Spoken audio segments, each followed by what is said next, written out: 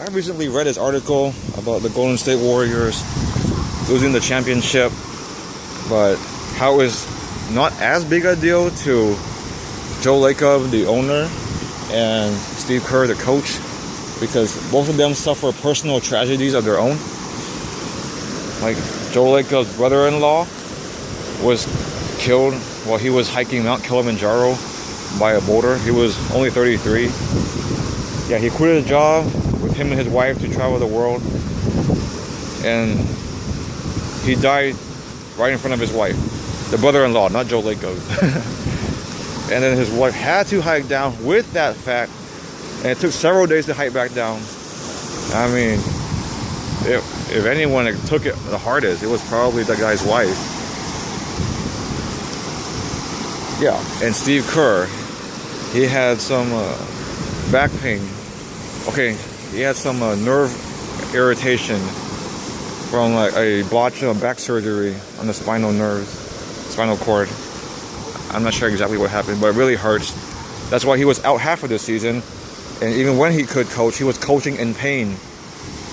And we don't know if these problems will last. Like, if they don't last, Steve Kerr might not be a coach for much longer, which would be a shame because he was like one of the best coaches they've had in a while. And not just his coaching, not just the X's and O's, but his coaching philosophy, the way he talks, the way he carries himself. I mean, he's just a good guy who, like, well, he comes across as one, you know? Like, he puts things in perspective. Like, after they lost the finals, he was like, it's another day, life goes on, you win, you lose. It's not like, oh, we suck. Oh, I can't believe we let that happen to us. We're gonna remember this feeling, we're gonna hate it forever, and let us motivate us next time. Well, the players could do that, but as the coach, you gotta keep your composure. You're a leader among men.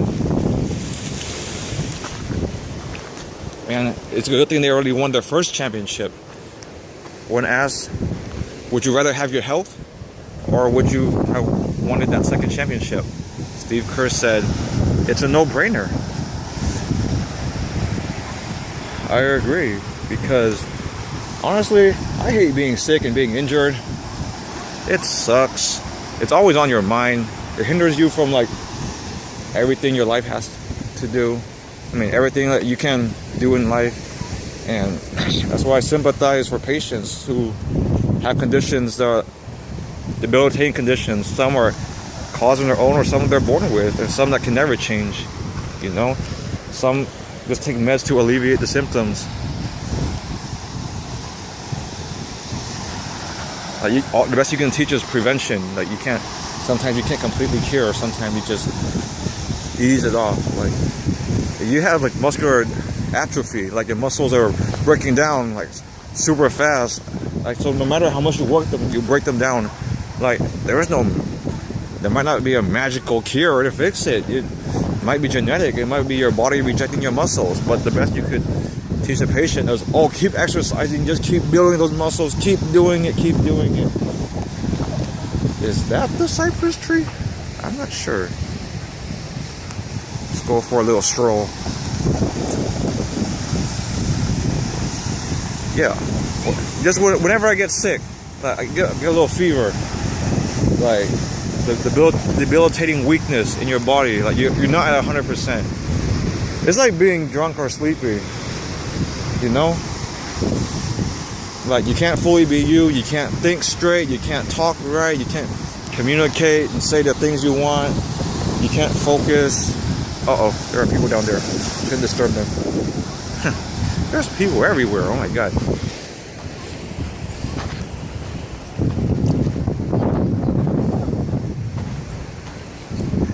At least, hopefully this video isn't as shaky as all my other videos. I seriously got motion sickness from watching them. I think I'll watch them again. I'll just put them all on YouTube stabilizing mode, so they are all less shaky, even though the quality is terrible. Or I'll just listen to the videos from now on. I don't know. Yellow flowers. Oh my god, gotta take a picture with the yellow flowers. That's what my mom would do. Every time Like it rains and then Mission Peak gets all green. She's like, oh wow, look how pretty it is. I'm like,